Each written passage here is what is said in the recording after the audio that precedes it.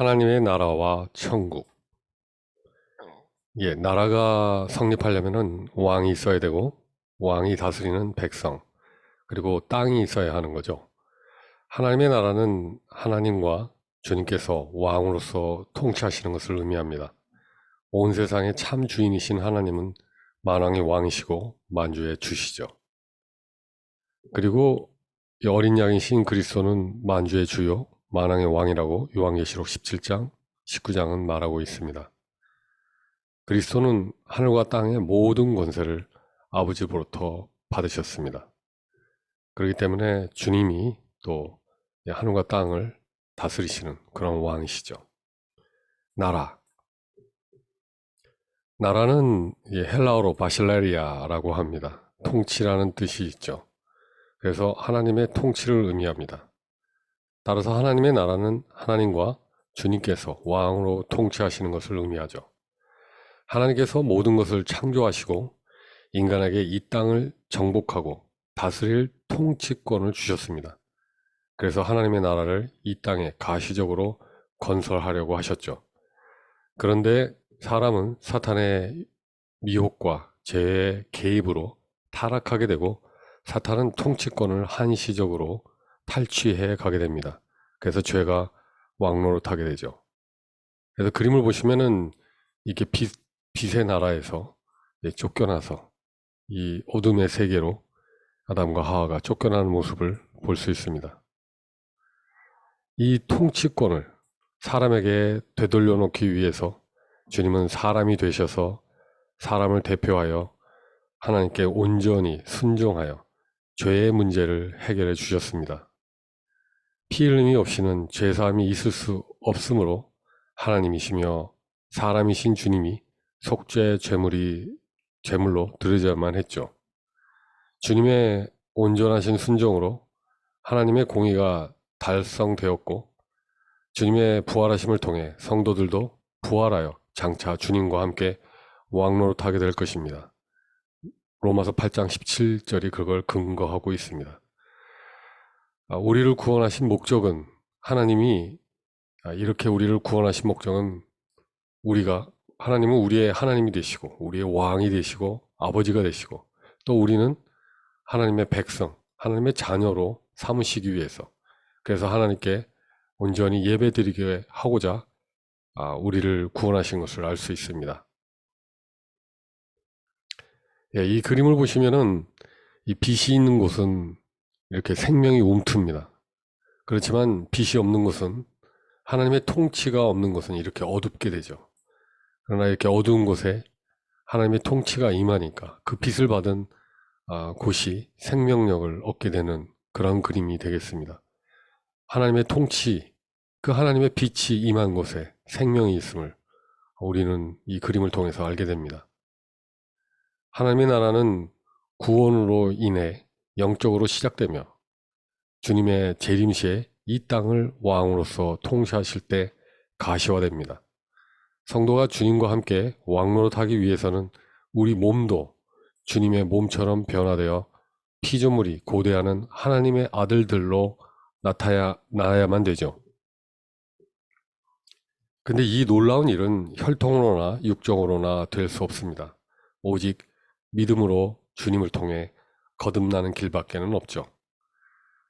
그래서 요한복음 3장 3절에는 사람이 거듭나지 아니하면 하나님 나라를 볼 수 없다 이렇게 되어 있습니다.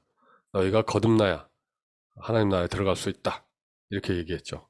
니고데모는 굉장히 훌륭한 그러한 유대의 종교 지도자였습니다. 그러나 주님께서 말씀하셨죠. 충분하지 않다. 들어갈 수 없다. 네가 다시 거듭나야만, 다시 태어나야만 하나님 나라에 갈 수 있다. 이렇게 말씀하셨죠.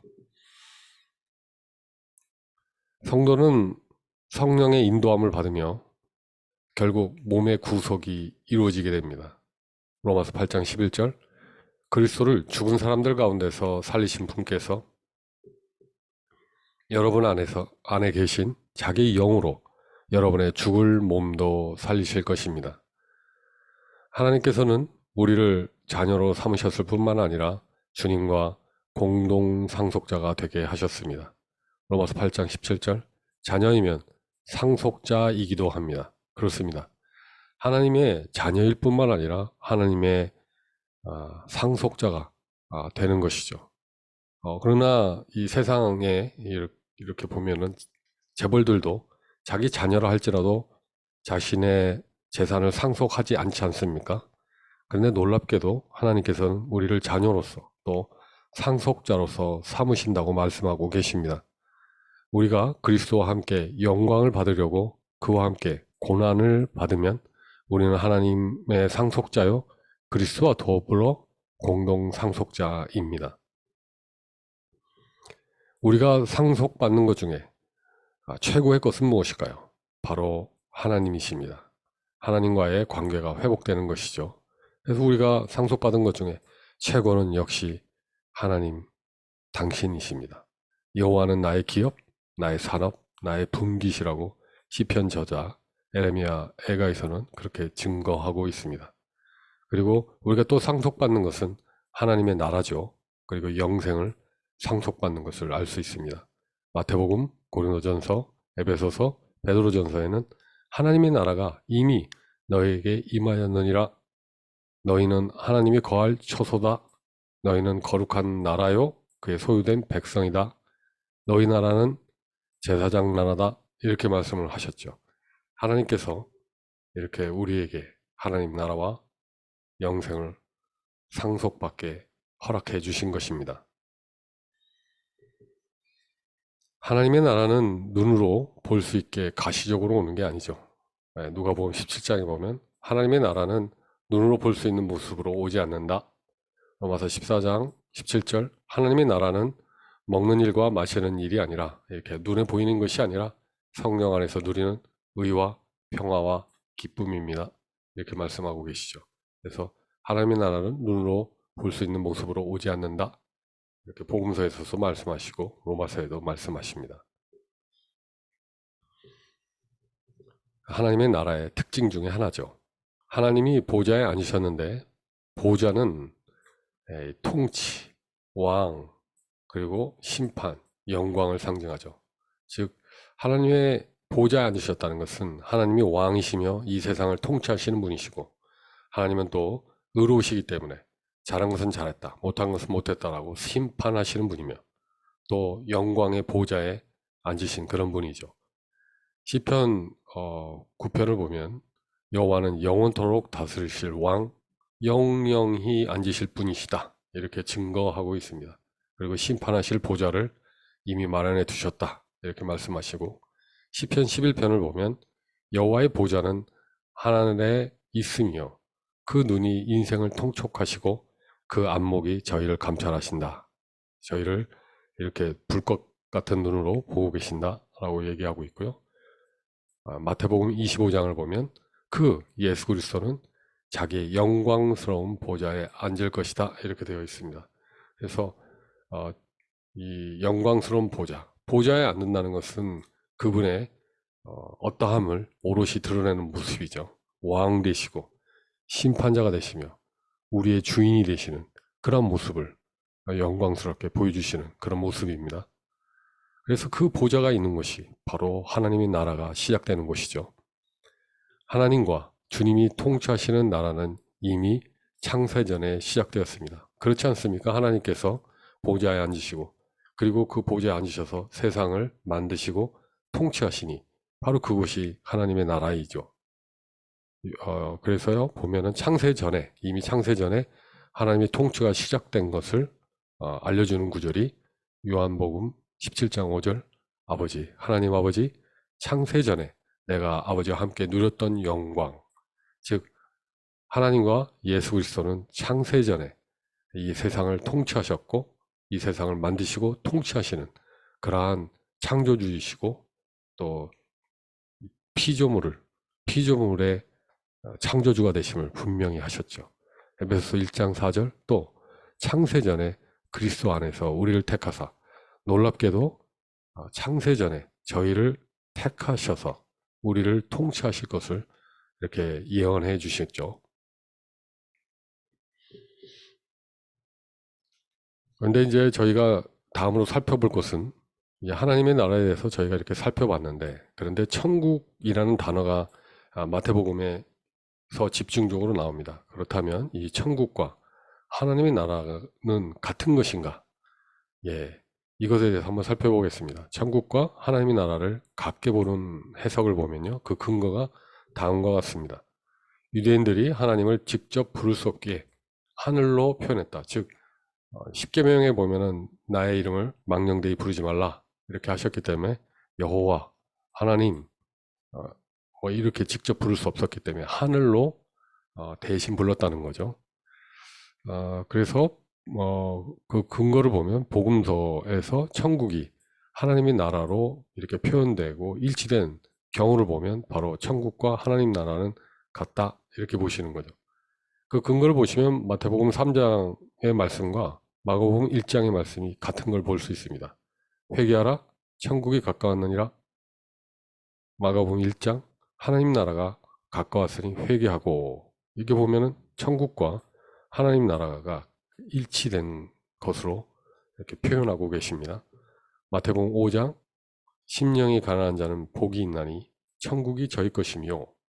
근데 이제 누가복음 6장에서는 가난한 자는 복이 있나니 하나님 나라가 너희 것임이라. 이렇게 보면은 천국과 하나님 나라가 일치되게 표현하신 걸 볼 수 있습니다. 그리고 마태복음 13장 천국은 좋은 씨를 제 밭에 뿌린 사람과 같다.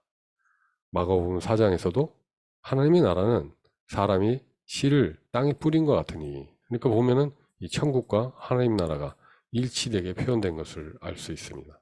즉 천국과 하나님의 나라는 다르지 않다는 거죠. 복음서에서 또 천국이 하나님 나라로 일치되게 표현된 걸 한번 보시겠습니다.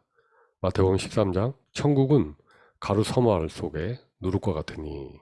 근데 누가복음에 보면은 하나님의 나라는 누룩과 같다. 가루 서말 속에 있는 누룩과 같다. 똑같은 표현입니다. 마태복음 13장 천국은 마치 겨자씨의 한 알과 같으니. 마가복음 4장 누가복음 13장 하나님의 나라는 겨자씨 한 알 같으니. 그리고 마태복음 19장 천국이 이런 자 어린아이의 것이다 이렇게 말씀하셨는데, 마가복음 10장 누가복음 18장에도 하나님의 나라가 이런 자의 것이다 이렇게 표현되어 있습니다. 그러니까 천국과 하나님의 나라를 같게 표현하셨죠.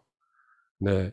그리고 또 마태복음 19장 23절에서 24절을 보시면요, 예수께서 제자들에게 이르시되 내가 진실로 너에게 이르노니 부자는 천국에 들어가기가 어려우니라. 다시 너희에게 말하노니 약대가 바늘귀로 들어가는 것이 부자가 하나님의 나라에 들어가는 것보다 쉬우니라 하신대. 여기서 보면 23절과 24절에 천국과 그 다음에 하나님 나라 이렇게 똑같이 일치되게 표현된 것을 보실 수 있습니다. 근데 참 주님이 오시기 전에 그때의 상황은 어땠습니까? 하나님과 이 더러운 사람 사이에는 함께 할 수 없는 사이였습니다. 천국이 이 세상에 임할 수 없는 상황이고, 우리는 마귀의 꾀임을 빠져 우리의 한 일과 우리의 의지와 우리의 혈통으로 하나님께 갈 수 있다고 하지만 그 노력은 다 하늘 아래 매였죠. 하나님의 영광에 이르지 못하고 모두가 죄인임이 드러나고 참 사단이 저희들을 속이고 왕노릇하는 그런 시대였죠. 그렇지만 놀랍게도 주님께서 이 땅에 오심으로 말미암아 천국이 시작된 것입니다. 그리고 하나님의 나라와 천국을 다르게 보시는 해석이 있습니다. 이거는 굉장히 유명한 스코필드 주석에서 말씀하시는 건데요. 천국은 마태복음에서만 유일하게 사용되는 용어다. 주로 이 땅 위에서 사람들의 심령에 임한 주님의 나라와 재림 후 1000년 동안 다스릴 나라를 의미한다. 그렇지만 새하늘과 새 땅까지는 포함하지 않는다. 즉, 이 땅에 임할 천년왕국과 그리고 지금 우리에게 역사하셔서 우리를 통치하시는 이 은혜의 시대, 요 두 시대를 의미한다 라고 말씀하고 계십니다. 마태복음에서 천국은 시간과 범위에 제한을 두고 있습니다. 시간은 주님의 초림으로부터 재림 후 천년 왕국까지를 통치하시는 기간으로 제한을 하고 있죠.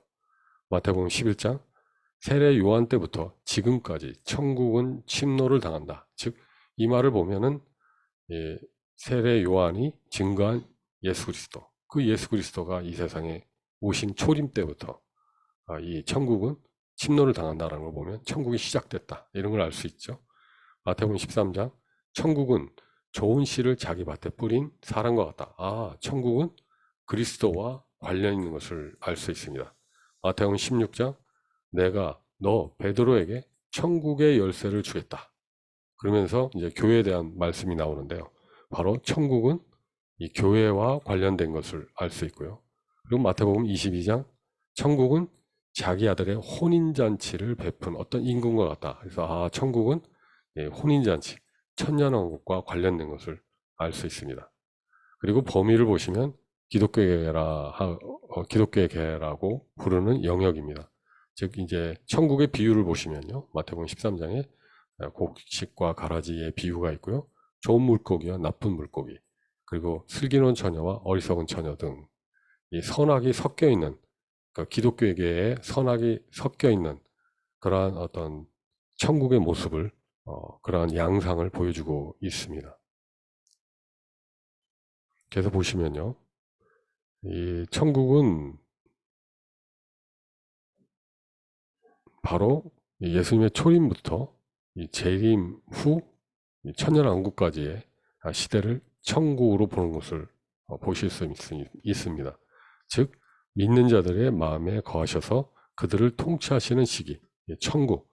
그래서 하나님의 나라가 너희 안에 있다, 이렇게 얘기하시면서 지금 내가 너를 통치하고 있다, 이렇게 얘기를 하시고, 또 천국은 어떤 사람과 같은데 그 사람은 씨를 뿌리는 분이다. 근데 보면 천국은 예수 그리스도를 가리키는 것을 보면 이 은혜의 시대 때 주님으로 인하여 하나님께 통치받는 그러한 나라를 천국으로 표현하신 그런 구절들이 많고요.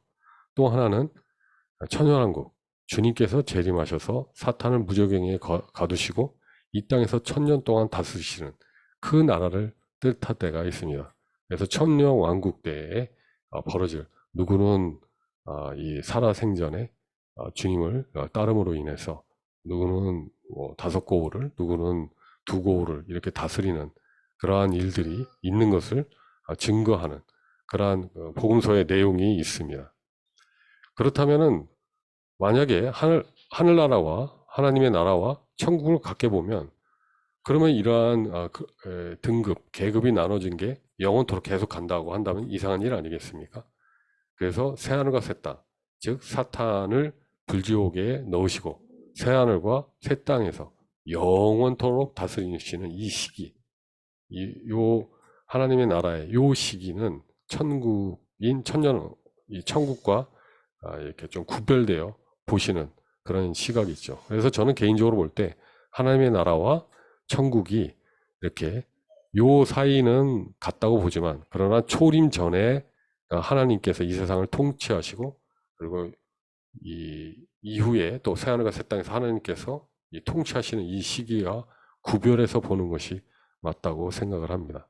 그래서 이 천국에 대하여 이제 집중적으로 한번 나눠보도록 하겠습니다. 다윗의 자손, 예수 그리스도의 메시아적 지상 통치를 의미한다, 천국은.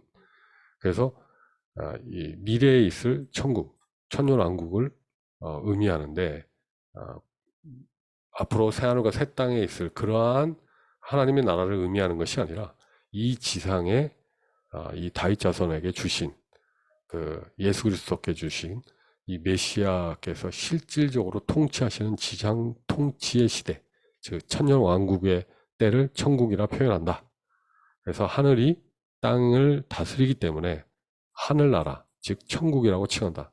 그래서 좀 천국하면 좀 이상하지 않습니까? 이 지상의 나라인데 왜 천국이라고 표현했느냐?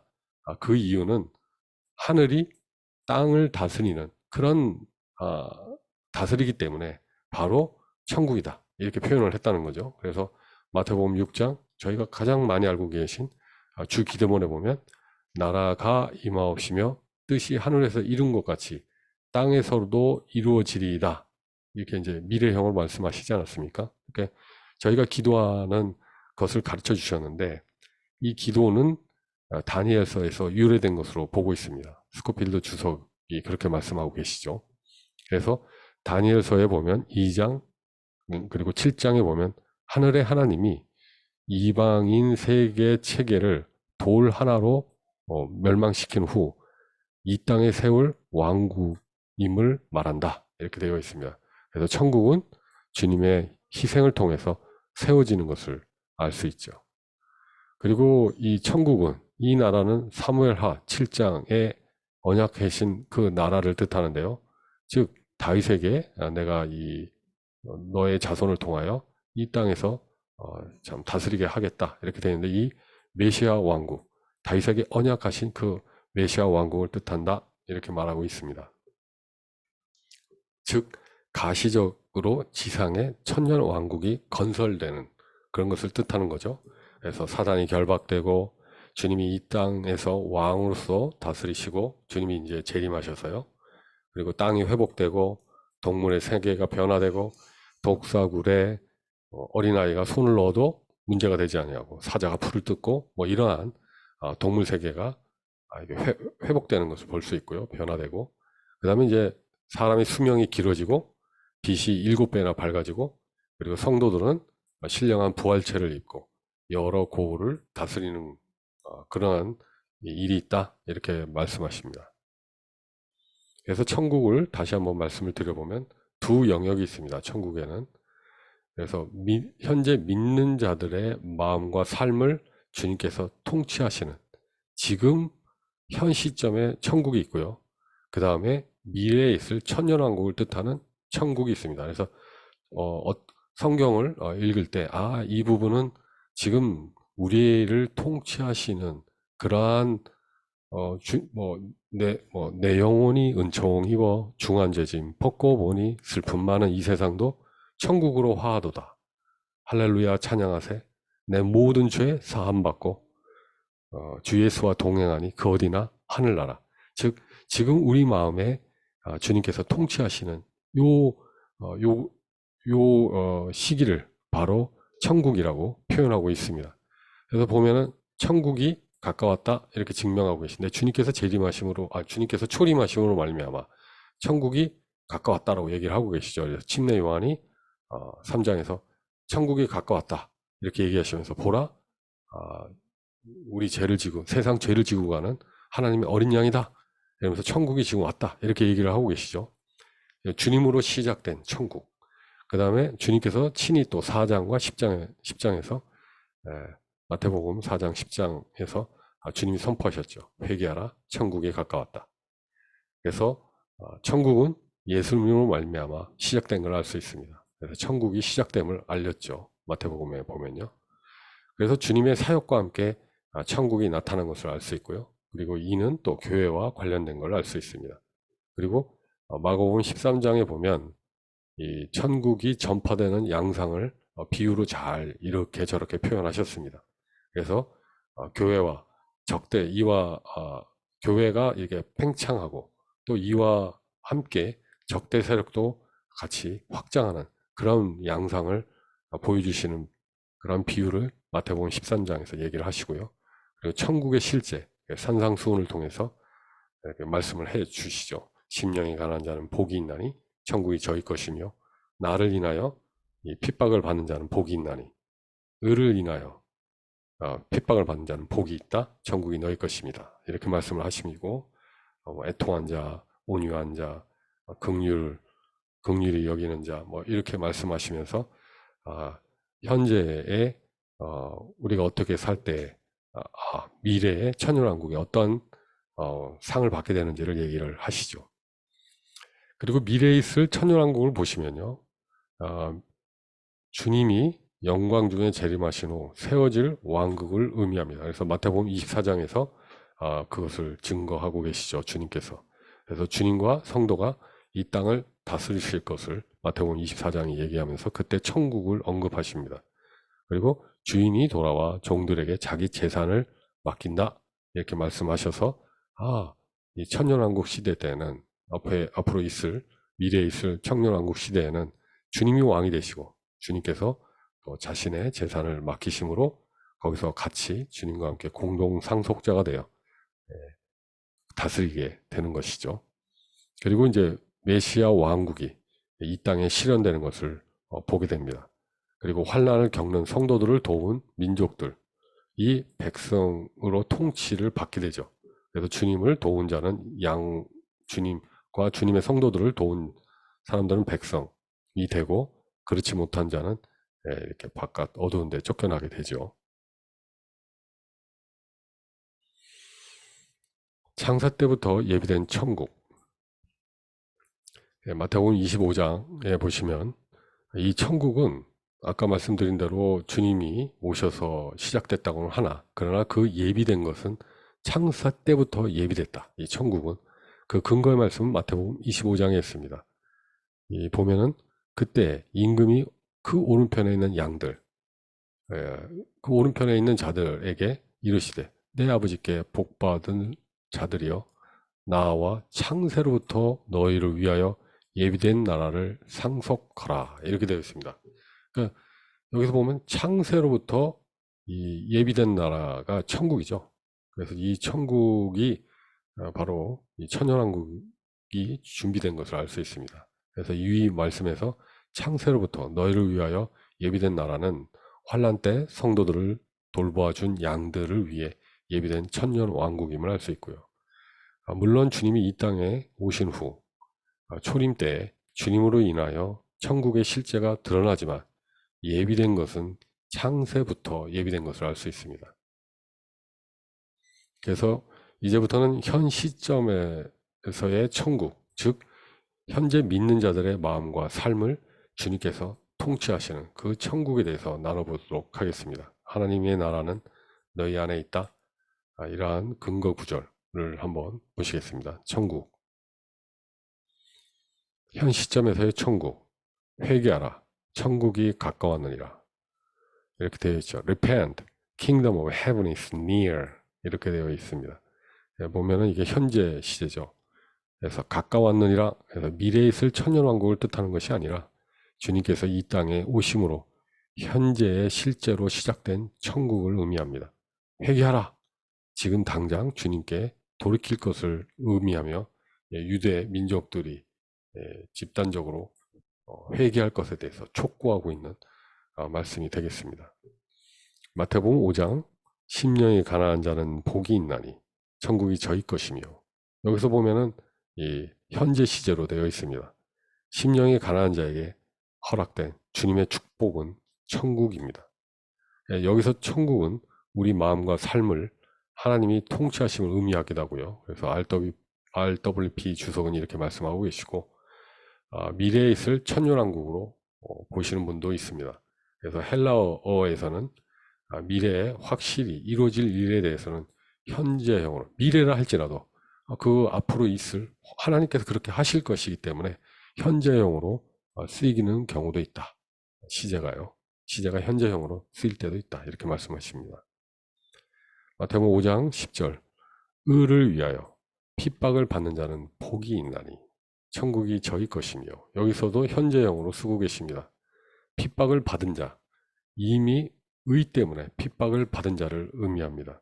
여기 보면 have been persecuted라고 되어 있습니다. 여기 보면은 완료 시제죠. 수동태입니다. 이미 완료된 것으로 얘기하고 있고, 받는 자가 아니라 핍박을 받은 자로 이렇게 말씀하고 계시는데요.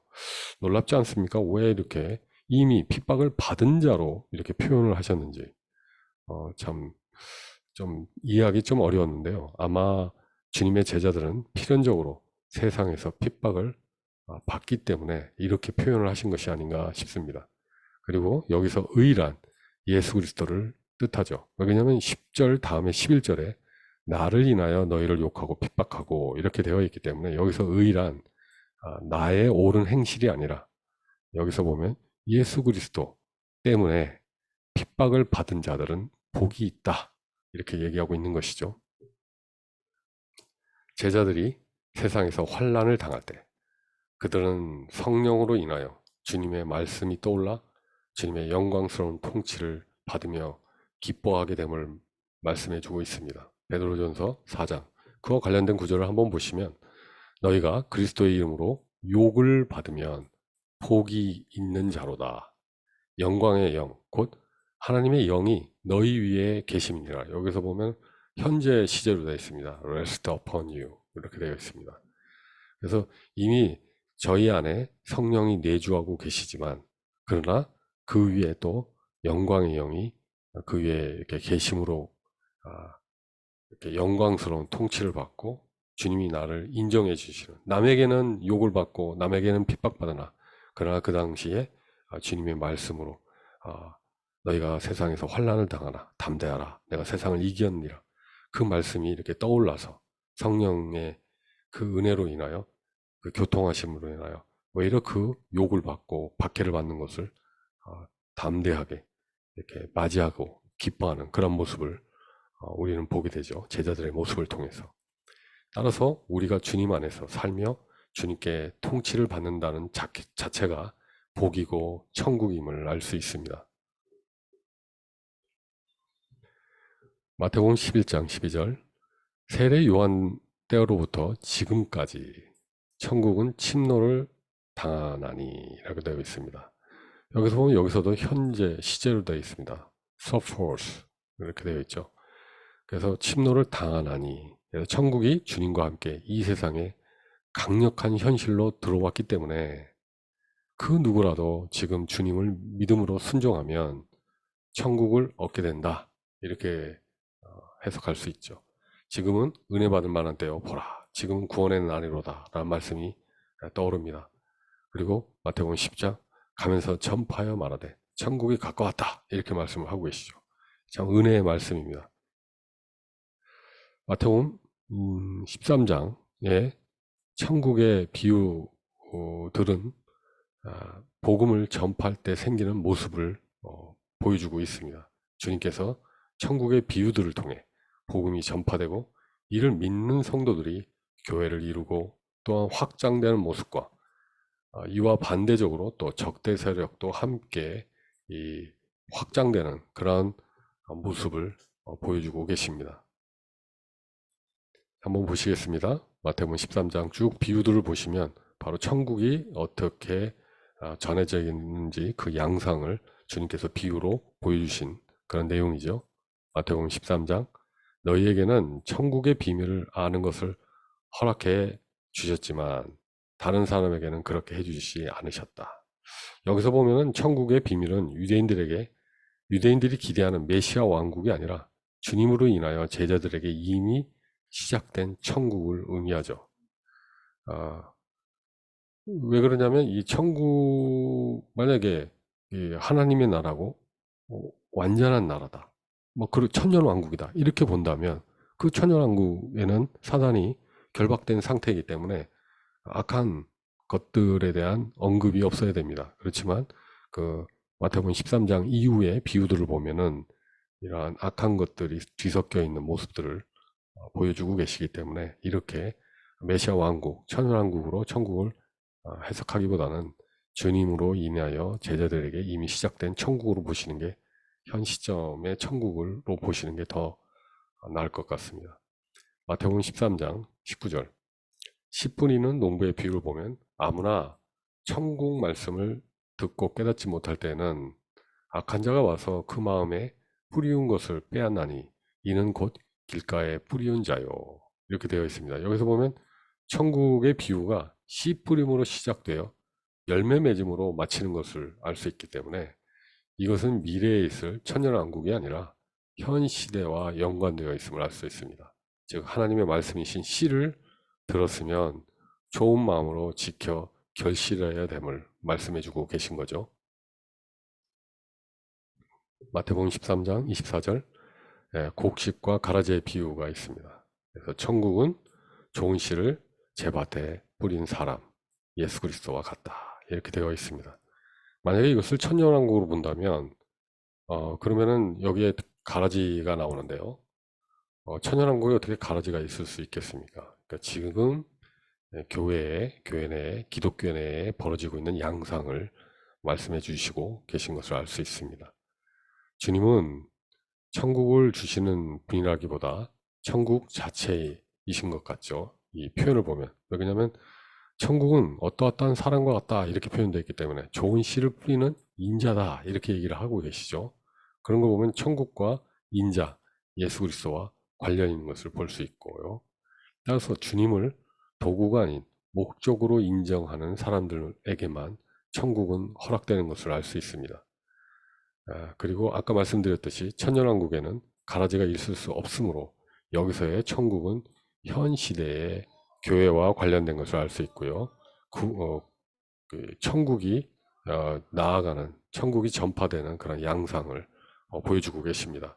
마태복음 13장 38절 밭은 세상이요 좋은 씨는 천국의 아들들이요 가라지는 악한 자의 아들들이요. 여기서 보면은 천국의 아들들은 주님에 의해 이 세상에 뿌려진 천국의 상속권을 소유한 아들의 신분이 있는 성도들을 가리킴을 알 수 있습니다. 그리고 마태복음 13장 31절, 32절 겨자씨 비유 천국은 겨자씨와 같다. 어떤 사람이 그것을 가져다가 자기 밭에 심었다. 겨자씨는 더 커져서 나무가 되고 공중의 새들이 와서 그 가지에 깃들인다. 여기 또 보면 마태복음 13장 33절 누룩의 비유를 보시면요. 천국은 누룩과 같다. 어떤 자가 그것을 가루 서말 속에 갖다 넣었더니 전부 부풀어 올랐다. 그래서 여기서 천국은 복음이 전파됨에 따라 외적으로 팽창하는 기독교계의 모습을 상징하는 것임을 알 수 있습니다. 누룩은 바리새인의 누룩, 율법주의, 그리고 사두개인의 누룩, 회의주의, 방종주의, 부활과 천사를 믿지 않았죠. 이들은 믿지 않는 그러한 누룩들, 방종적으로 성경을 넣고 빼고 하는. 그리고 이사벨, 발람의 거짓 교리 등을 의미합니다. 그래서 기독교계가 교회나 교인 수가 증가되지만 거짓 종교 체계도 함께 확장되는 것임을 알려주고 계십니다. 마태복음 13장 44절 천국은 마치 감추인, 여기 감추었다라는 건 과거 분사 시제로 되어 있습니다. 보화와 같으니 사람이 이를 발견한 후 과거 시제입니다. 발견했다. 그래서 숨겨두었다. 과거 시제. 기뻐하며 돌아가서 자기 소유를 다 팔아 그 밭을 샀느니라. 이건 현재 시제입니다. 그래서 여기서 이 비유를 보면은 그리스도께서 바친 이 세상을 자기의 모든 것을 주고 사신 것을 상징합니다. 여기서 천국은 이 보화, 이 땅에 세우실 천년왕국을 의미하는데요. 하나님께서 과거에 다윗에게 언약해 주신 나라, 사무엘하 7장에 있는 메시아 왕국을 예표하는 다윗 왕국이 이 땅에 세우시기 위해 주님은 생명을 지불하고 바친 이 세상을 사신 것을 알 수 있습니다. 그래서 천국은 그 감추인 보화와 같다 이렇게 얘기되어 있는데 이 천국인 이 천년왕 이 보화를 감춰놓은 이 밭을 샀다고 되어 있지 않습니까? 보화를 산 게 아니라 밭을 샀다. 그러니까 이 땅을 샀다는 얘기인데 이 땅은 이 땅에 세우실 천년왕국을 의미하는 걸 알 수 있고요. 이 땅을 사기 위해서, 이 밭을 사기 위해서 자기의 모든 소유를 다 팔고 희생하신 그리스도를 상징함을 알 수 있죠. 마태복음 13장 45절 천국은 마치 좋은 진주를 구하는 장사, 상인과 같다. 그래서 여기 보면 천국은 장사, 상인과 같다 이렇게 되어 있습니다. 즉 그리스도와 같다. 극히 값진 진주를 하나 만남에 가서 자기의 소유를 다 팔아서 그 진주를 샀느니라. 이게 모두 다 과거 시제로 표현되어 있습니다. 그래서 여기서 보면 천국은 그리스도, 교회를 사신 주님을 상징합니다. 극히 값진 진주 하나가 무엇이겠습니까? 그리스도의 신부이신 이 교회를 상징하고요. 장사, 상인은 주님을 뜻하죠. 왜 이렇게 해석할 수밖에 없냐면 주님은 당신의 피로 교회를 사셨기 때문입니다. 진주는 주님이 아니죠. 여기서 보면은 극히 값진 진주 하나. 저도 이제 처음에는 극히 값진 진주 하나라고 하길래 이분이 이 진주 하나가 바로 예수 그리스도를 뜻하지 않나, 이렇게 해서 그 진주를 믿고 과거에 내가 믿었던 종교를 버리고 주님을 쫓는 것을 의미하는 것이 아닌가, 이렇게 생각을 했는데, 그런데 진주는 주님이 아닌 것이 누가 주님을 값주고 살 수 있겠습니까? 그래서 그렇게 해석하기보다는 천국을 상인이라고 표현했는데, 그 상인이 바로 그리스도이시고 극히 값진 진주 하나를 교회로 보는 것이 맞겠다. 그래서 이렇게 해석을 하는 것을 타당하다고 봅니다. 숨겨진 보물의 비유에서는 보물이 아니라 밭을 샀으나, 여기에서는 진주의 비유에서는 진주를 샀음을 볼 수 있습니다. 따라서 진주인 교회는 영원히 주님의 것이 된 것을 상징하고 있죠. 과거 시절 표현한 이유가 아마 그렇게 하신 것 같습니다. 참 놀랍습니다. 이렇게 과거 시제로 표현하신 걸 보면 이 교회를 당신의 피로 사신 그 주님을 오롯이 잘 표현한 비유가 아닌가, 그렇게 생각이 됩니다. 마태복음 13장 52절, 천국에 제재된 서기관마다 마치 새 것과 옛 것을 그 곳간에서 내어오는, 여기서 보면 현재 시제죠, 집주인과 같다. 천국에 제자된 서기관, 천국에 제자된 서기관은 누구일까요? 유대인 서기관과 질적으로 다른 천국의 비밀을 깨닫고 주님을 믿어 제자가 된 서기관을 의미함을 알 수 있습니다. 주님의 제자들은 옛것, 구약의 율법을 모두 성취하시고 새것, 새 언약을 주신 주님을 전하는 성도임을 알 수 있습니다.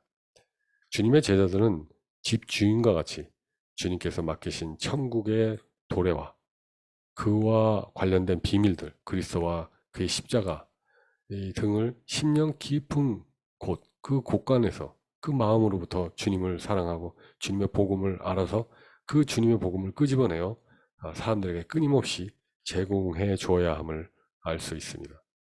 바로 그러한 사람이 천국의 제자된 서기관임을 알 수 있죠. 마태복음 16장, 내가 네게 이르노니 너는 베드로라. 내가 이 반석 위에 내 교회를 세우리니 음부의 권세가 이기지 못하리라. 내가 천국 열쇠를 네게 주리니 내가 땅에서 무엇이든지 매면 하늘에서 매일 것이오. 여기서 천국은 광의적 의미에서 교회를 가리키고 있습니다. 그렇지 않습니까? 18절에서 내 교회를 언급하시고 그 다음에 16절에서는 천국 열쇠를 이렇게 언급하셨기 때문에 바로 천국이 교회와 관련 있는 것을 알 수 있죠. 천국 열쇠, 천국 열쇠란 무엇일까요? 천국, 이 교회의 문을 여는데 사용되는 열쇠들을 의미하는데요. 베드로는 오순절날 설교, 고넬료 등 이방인들에게 한 설교, 즉 그리스도의 복음을 통해 사람들을 주님께 인도한 것을 알 수 있습니다. 그래서 천국 문을 복음을 활용하여 열어서 그 권세를 사용하여 사람들을 교회로 인도하는 쓰임을 받은 것을 알 수 있죠. 마태복음 20장, 천국은 마치 품꾼을 얻어 포도원에 들여 보내려고 이른 아침에 나간 집주인과 같다. 그러니까 여기 보면은 이 천국도 어떤 집주인과 같다라고 했는데 이제 그리스도를 뜻하죠. 여기서 이제 집주인은 사실 자기 종들로 포도원을 충분히 돌볼 수 있었습니다. 그럼에도 불구하고 밖에 품꾼들이 불쌍해서 그들을 불쌍히 여겨서 계속 부르시는 모습을 보실 수 있고요. 그들에게 일을 주어 품삯을 주어 살 수 있도록 은혜를 베풀어 주심을 볼 수 있습니다. 이 비유는 문맥적으로 볼 때 베드로의 보상 심리를 경계한 걸 아실 수 있죠. 그래서 20장 바로 전에 마태복음 19장에 보면 베드로가 예수님께 보소서 우리가 모든 것을 버리고 주를 쫓아 싸우니 그런즉 우리가 무엇을 얻으리까? 이렇게 하면서 베드로의 어떤 보상 심리에 대한 경고의 말씀을 임을 또 볼 수 있습니다. 나중된 자, 이 나중된 자는 이 비유에 보면은 오후 5시부터 6시까지 1시간 일한 자인데요. 일하는 사람들은 당연히 참 그 품삯을 똑같이 받는 거에 대해서 감사하고 또 겸손할 수밖에 없고 또 주님이 주권과 은혜에 대해서 감사하는 그런 자들이죠. 나중된 자가 먼저 되고, 먼저 된 자. 이들은 처음부터 불림을 받은 자죠. 그래서 오전 9시부터 8시간까지 일을 해서 스스로 자신을 높이면서, 아니, 나는 품삯을 더 줘야 되는 거 아닙니까? 하면서 교만하게 된 자들을 말하는데, 그들의 교만으로 인하여 그들이 나중된다라고 말씀해 주셨습니다. 이것을 보면은 주님의 그리스도의 심판대 앞에서는 보면은 그러한 눈으로 나타나는 일뿐만 아니라 주님께서 일한 동기와 마음가짐을 까지도 다 이렇게 감찰하시고 검증을 받게 되는 그런 일이 있다라는 것을 알 수 있죠. 그리고 마태복음 23장 13절, 화 있을 진저 외식하는 서기관들과 바리새인들이여, 너희는 천국 문을 사람들 앞에서 닫고, 현재 시제입니다. 너희도 들어가지 않고 들어가려고 하는 자도 못 들어가지 못하게 하는도다. 이것도 현재 시제입니다. 그래서 이제 서기관들이 주님을 믿지 못하게 하고 율법을 지켜야 천국에 들어갈 수 있다고 가르치는 거죠. 그래서 주님은 이 말씀을 통해서 율법주의의 문제를 계속적으로 경고하고 계십니다. 여기서 천국이란 주님께서 이 생에서 우리의 심령을 통치하시는 것을 의미하고, 주님을 못 믿게 하는 이 천국 문을 닫고 있는 이러한 서기관들과 바리새인들을 통타하고 계십니다. 그리고 미래에 있을 천국에 대해서 나눠보도록 하겠습니다. 즉 천령 왕국을 말하는 거죠.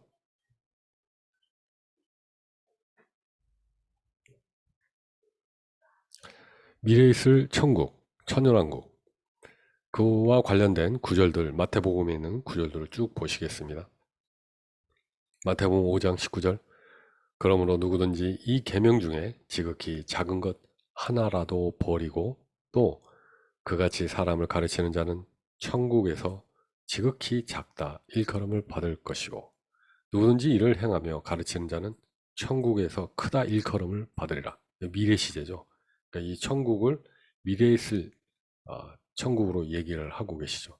그래서 현재 어떤 행위에 따라 천국에서 작게 대우를 받고 크게 대우를 받고 누구는 이런 것을 가르치고 계신 거죠. 마태복음 6장 10절, 나라가 임하옵시며 뜻이 하늘에서 이루어진 것 같이 땅에서도 이루어지리다. 즉 이 나라가, 하나님의 나라가 이 하늘에서 이루어졌는데 그 이루어진 통치가 하늘뿐만 아니라 이 땅에서도 이루어지는 그런 모습, 미래에 있을 모습이죠. 이루어지리다. 이게 이제 미래 시제 아닙니까? 그래서 가시적으로 이 땅에 천년왕국이 세워지기를 소망하는 그런 주 기도문이 되겠습니다. 주님이 가르쳐 주신 기도문이죠. 그래서 천국은 주님의 사역과 함께 나타났지만 세상 끝날에 완성되는 것을 알 수 있습니다. 마태복음 7장 21절, 나더러 주여 주여 하는 자마다 천국에 다 들어갈 것이 아니요, 미래 시제죠. 다만 하늘에 계신 내 아버지의 뜻대로 행하는 자야 들어가리라. 마태복음 18장 3절, 너희가 돌이켜서, 그래서 converted 라고 되어 있습니다. 너희가 이렇게 돌이켜서 changed, 이렇게 변화받아서 converted 돼서, 그리고 어린아이들과 같이 되지 않으면 결단코 천국에 들어가지 못한다. 그래서 주님을 뵙고 주님께 이 완전히 전적으로 의존하는 그런 겸손한 자, 이렇게 주님께 돌이키는 자가 되지 아니하면 그러면 천국에 들어갈 수 없다. 이렇게 말씀하고 계십니다. 그래서 위 말씀을 보면 주님은 성도가 그분의 모습을 담기를 원하시는 것을 알 수 있습니다. 주님은 그 마음과 생각의 동기와 모든 말들과 행동까지 하나님을 향하셨죠. 그 모습을 성도들이, 제자들이 담기를 원하신 것을 알 수 있습니다. 향후 이 성도들은 그리스도의 심판대 앞에 서게 될 겁니다. 그리고 그 행한 모든 일들이 적나라하게 다 드러나겠죠. 그에 따라 주님께서 검증을 하시고 잘한 건 잘했다, 못한 건 못했다라고 말씀을 하신다고 고린도후서 5장 10절에 말하고 있습니다. 한번 그 드러난 일들을 한번 생각해 보면요, 주님의 말씀으로 마음과 생각을 지키며 주님께 순종한 일, 주님과 주님의 십자가를 사랑하고 주님의 오심을 고대한 일, 주님과 처음 사랑을 잊지 않고 우선순위를 분명히 하며 산 것, 마귀가 주는 생각을 분별하고 자신의 마음을 깨끗이 한 것, 자신을 위해 사람을 따라가지 않고 주님을 따라간 것, 즉 사람의 일을 생각하지 않고 주님의 일을, 하나님의 일을 생각한 것, 주님을 향한 열정 때문에 받은 오해와 손해와 핍박과 이 갈등, 그리고 성도들을 섬긴 수고와 헌신, 그리고 연약한 영혼들에게 다가간 일들, 잃어버린 영혼들을 위하여 애통하며 슬피 울던 시간들, 그리고 남을 비방하거나 헌담에 끼어들지 않고 그것을 거부한 일들, 이런 것들이 이제 드러나게 되겠고요. 이러한 기회들이 있는데도 불구하고 게을러서 그것을 또 분별하지 못해서 그러한 일들을 하지 않고 또 남을 비방한 일에 끼어들고 이렇게 허락된 기회와 열매를 놓치고 충성하지 못하고 게을리 산 것들은 참 그것에 대해서는 보응을 받는 일이 있다, 이렇게 말씀하고 계시죠. 마태복음 5장 20절, 내가 너희에게 이르노니 너희 의가 서기관과 바리새인보다 더 낫지 못하면 결단코 천국에 들어가지 못하리라. 여기서도 보면 미래 시제입니다. 그러니까 이제 현재 너희가 어떤 일을 해서 어떠한 일을 함으로 인한 천국에서 어떠한 일이 벌어지는 것을 얘기하고 계신 거죠. 여기서 더 낫지 라는 말은 그냥 나은 정도가 아니라 아주 탁월한 것을 의미합니다. 그래서 더, 여기 보면 헬라어로 플레이온이라고 하는데요. 보면은 매우 탁월한, 이런 뜻입니다. 그리고 낫지라는 것은 페리세우오라는 뜻인데요. 페리세우오, 이건 오버플로우, 넘치다, 이런 뜻입니다. 그래서 너희 의가 서기관과 바리새인의 의보다 매우 탁월하고 넘치지 못하면 결단코 천국에 들어가지 못한다, 이런 의미겠죠. 그래서 본문에서 사용된 더 플레이온과 관련된 성경 구조를 보면 요나보다 더 큰 이 주님을 얘기하죠.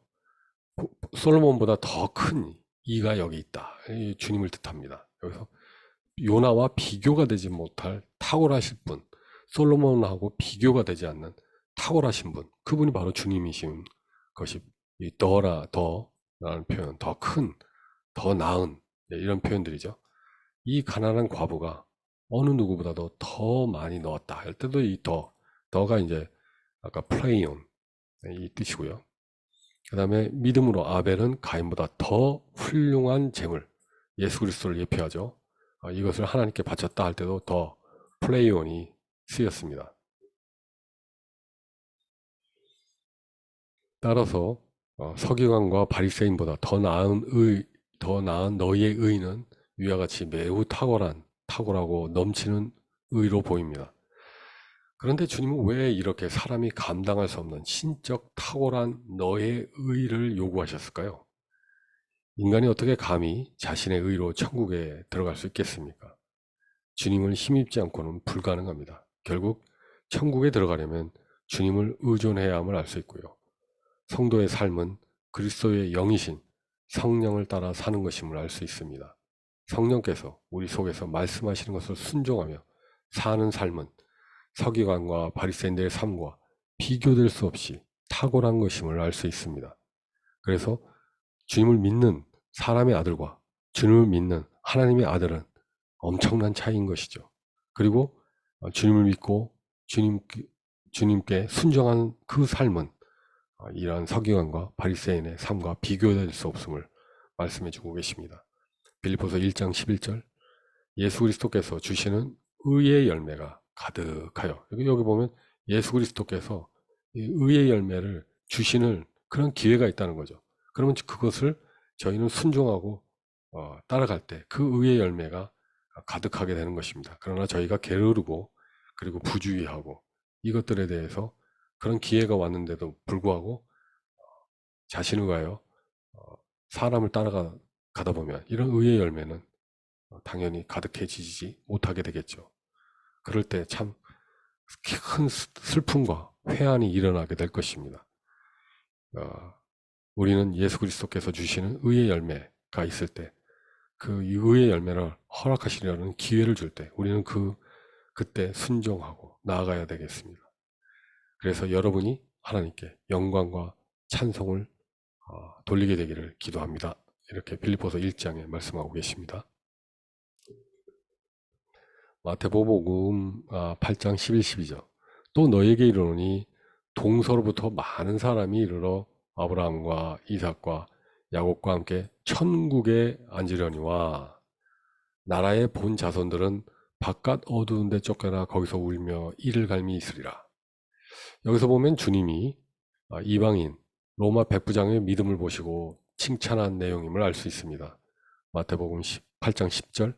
내가 진실로 너에게 이르노니 이스라엘 중 아무에게서도 이만한 믿음을 만나보지 못하노라, 이렇게 말씀하시면서 11절 12절을 언급하셨기 때문이죠.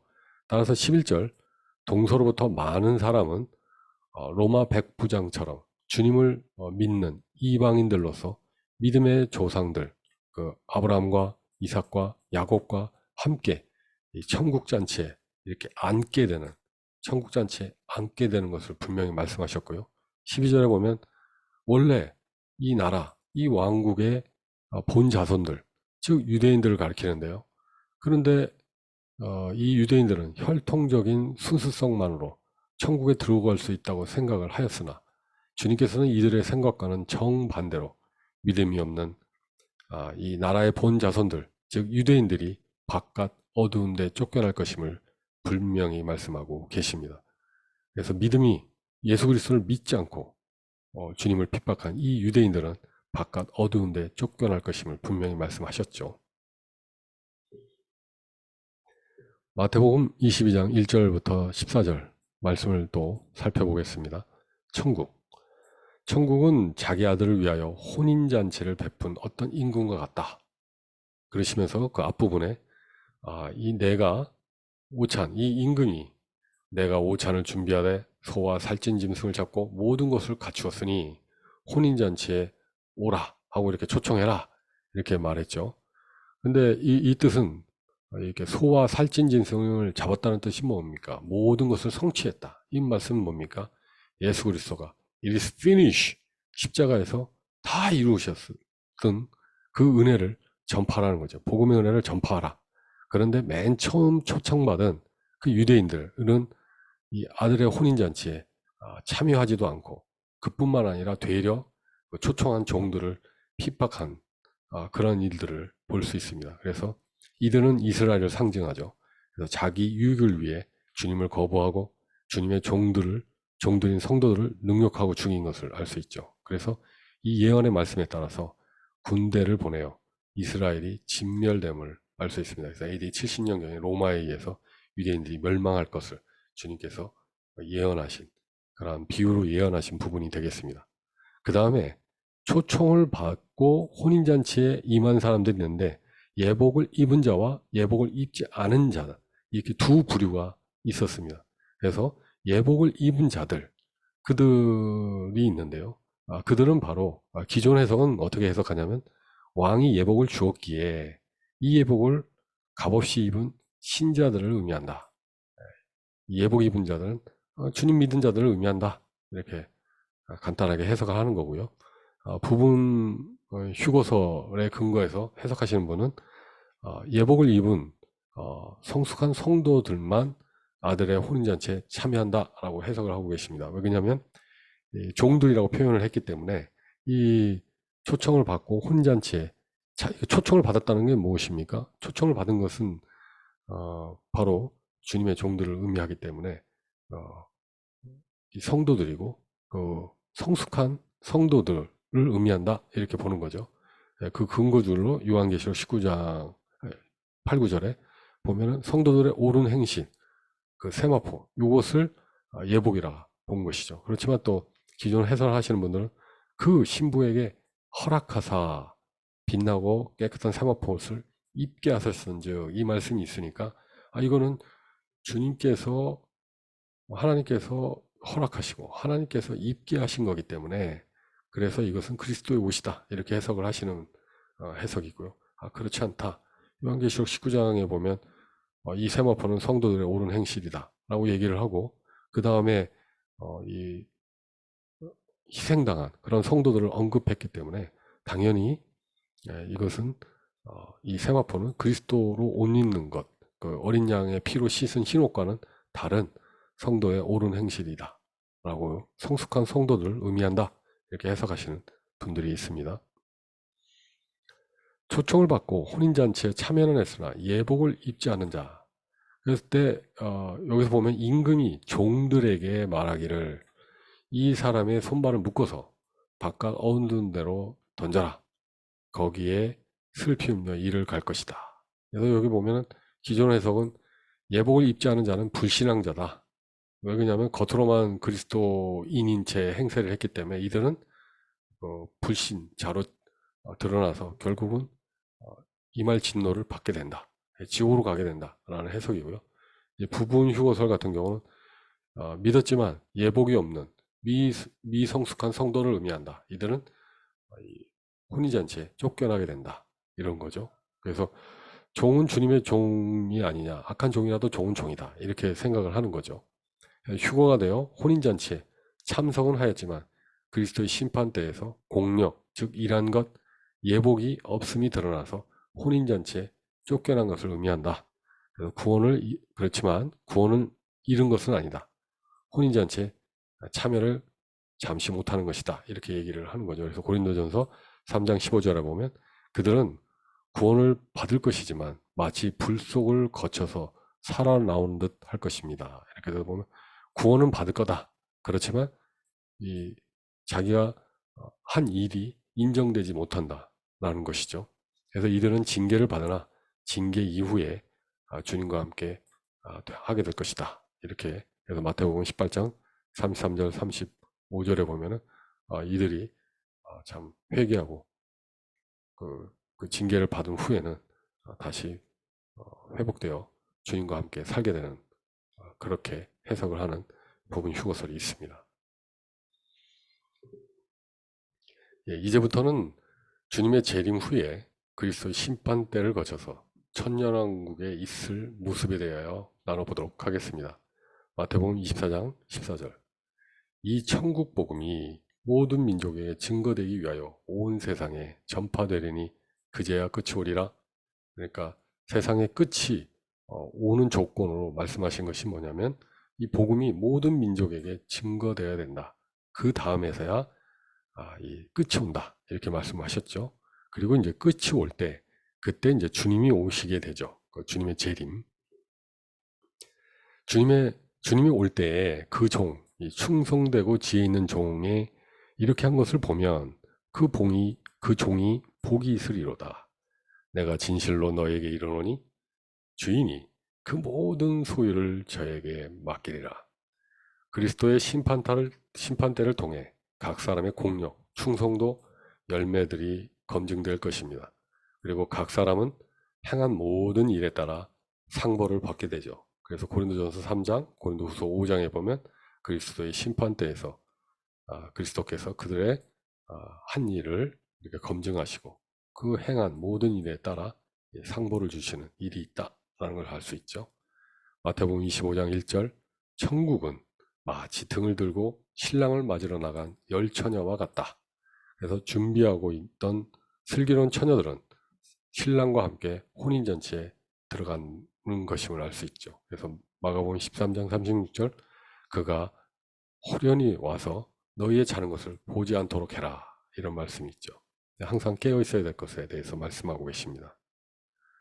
주님이 오실 것을 고대해야 되는 거죠. 근데 요즘에 주님의 재림에 대해서 언급도 하지 못하게 하는 그런 일들이 참 많습니다. 마태복음 25장 14절 천국은 어떤 사람이 타국에 갈지 그 종들을 불러 자기 소유를 맡긴과 같으니 각 사람의 능력에 따라 그 소유, 달란트를 주신 비유를 볼 수 있습니다. 그래서 19절 주인이 돌아와 저희와 회개, 이렇게 셈을 해본다는 거죠. 그리스도의 심판대에서 이렇게 주인이신 그리스도께서 종들을 한 일을 이렇게 셈을 하게 되는데요. 거기서 착하고 충성된 종은 이렇게 칭찬을 받습니다. 내가 작은 일에 충성하였음에 내가 많은 것으로 내게 맡기리라. 그래서 내가 많은 것으로 내게 맡기겠다. 이렇게 달란트 비유해서 말씀하시고요. 내 주인의 즐거움에 참여할지어다. 그래서 그 보면 성도의 충성도, 열매에 따라 상이 달라짐을 알 수 있습니다. 그래서 25장 21절에서 31절 보면 이게 이렇게 충성된 종들에게 계속 지속적으로 많은 일을 내게 맡기겠다, 많은 일을 내게 맡기겠다 이렇게 말씀하시고요. 누가복음 19장 17에서 19절에서는 문화에 비해서 보면 그 문화에 따라 그 행한 것에 따라서 누구는 10고울을, 누구는 5고울을 차지하라고 약간 이렇게 다르게 그 통치권을 주시는 모습을 볼 수 있습니다. 그리고 악한 족은 그 있는 것까지도 빼앗기게 되고 큰 슬픔과 후회를 겪게 되는 그런 것임을 말씀해 주고 계십니다. 그래서 주님은 이 땅에서 주어진 삶이 얼마나 소중한가를 강력히 이 비유를 통해서 알려주고 계십니다. 하나밖에 없는 인생이지만 이것을 나를 위해 살 것인가 아니면 주님을 위해 살 것인가, 한 번밖에 없고 여러 힘든 일이 있지만 그러나 주님을 위해 참고 살 것인가, 주님을 위해 살 것인가, 그리고 이렇게 주어진 이 땅에서 주어진 이 삶에서 앞으로 있을 주님의 칭찬을 기대하고 또 주님을 만날 길을 기대하는 그러한 자가 되어야 되지 않겠습니까? 한 번밖에 없는 인생을 주님을 위해 산다는 것은 영광이 아닐 수 없습니다.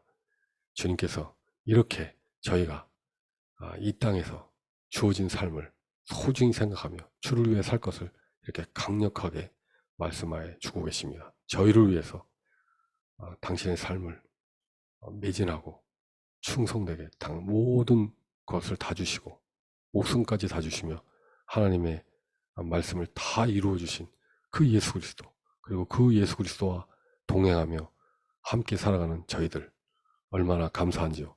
주를 위해 사는 삶은 바로 영광입니다. 할렐루야. 주님을 찬양합니다.